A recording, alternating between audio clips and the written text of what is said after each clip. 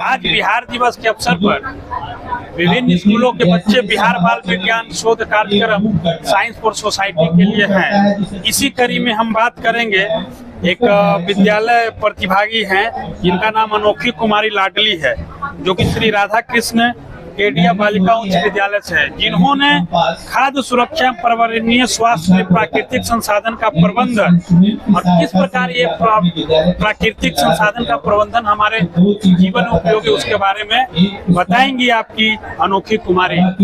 Sir, जैसे कि हमारे परियोजना का शीर्षक है कीटनाशक का हमारे जैव विविधता पर प्रभाव, और हमारा जो उद्देश्य है रासायनिक कीटनाशकों के उपयोग से पर्यावरण और जैव विविधता पर होने वाले नकारात्मक प्रभावों का विश्लेषण। आधुनिक कृषि में कीटनाशक फसलों की सुरक्षा के लिए महत्वपूर्ण साधन बन गए थे, जिनका प्रयोग कीटों, रोग और खरपतवारों को नियंत्रित करने के लिए किया जाता है, जिससे उत्पादन तो बढ़ता है परंतु प्राकृतिक पर इसका दुष्प्रभाव भी गहरा होता है। जब कीटनाशक मिट्टी, जल या वायु में मिलते हैं तो वो केवल हानिकारक कीटों को ही नहीं बल्कि अनेक लाभदायक जीव जैसे मधुमक्खी, केंचुए, तितली एवं जलीय जीव को भी प्रभावित करते हैं। साथ ही पौधे पर अधिक कीटनाशक का उपयोग करने पर पौधे की वृद्धि रुक जाती है, प्रकाश संश्लेषण धीमी गति से होने लगते हैं, क्लोरोफिल की मात्रा कम हो जाती है एवं मिट्टी में गुणवत्ता की कमी आ जाती है। इस प्रकार यह पूरे परिस्थिति तंत्र के संतुलन को बिगाड़ देता है और जैव विविधता में कमी लाता है। अब हमारे अपने सेकेंड चार्ट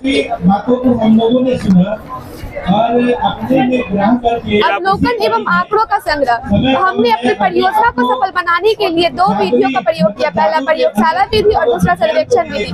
प्रयोगशाला विधि में हमने कुछ महत्वपूर्ण सामग्रियों का उपयोग किया और हमने दो और कीटनाशक लिए, ऑर्गेनिक और जैविक। हमने 7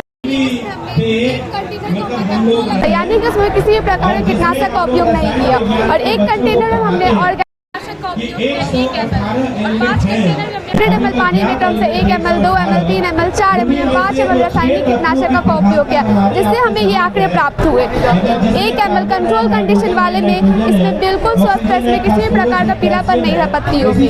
और ऑर्गेनिक 5 ml हमने उपयोग किया था, उसमें वृद्धि की दर काफी अधिक थी और पत्तियां काफी हरी भी थी, बड़ी बड़ी। रासायनिक कीटनाशक 1 ml में बहुत हल्का पीलापन था, पत्तियां कम छोटी थी। और रासायनिक कीटनाशक जैसे जैसे हमने उपयोग बढ़ाया, जैसे जैसे 2 ml, 3 ml, 4 ml, 5 ml किया, पत्तियों का रंग काफी तेज हो गया, पत्तियां काफी छोटी हो गई और पत्तियों की संख्या भी काफी कम हो गई। हम बातें सेकेंड सर्वेक्षण द्वारा प्राप्त आंकड़े। हमने अपने घरों के आसपास 50 लोगों का सर्वेक्षण किया जो अपने घर में बागवानी करते हैं। उनसे हमने पूछा रासायनिक कीटनाशक का उपयोग करने वाले लोगों की संख्या 18 थी और 36% थी। जैविक कीटनाशक का उपयोग करने वाले लोगों की संख्या 20 थी, 40% थी, और दोनों प्रकार के उपयोग करने वाले लोगों की संख्या 12 थी, 24%।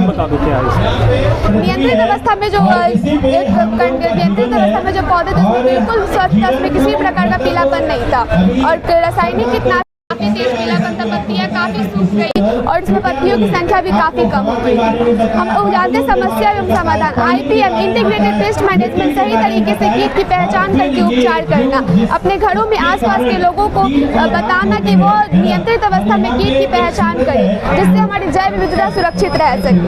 Thank you. ओके, इस प्रकार बच्चियों की जो स्थिति है कि किस प्रकार ये विज्ञान की ओर जागरूक हो रहे और विज्ञान के अच्छे ढंग से प्रस्तुत कर रहे हैं, इन सही बच्चों का हमारे मंच पर किए मंच में स्वागत है।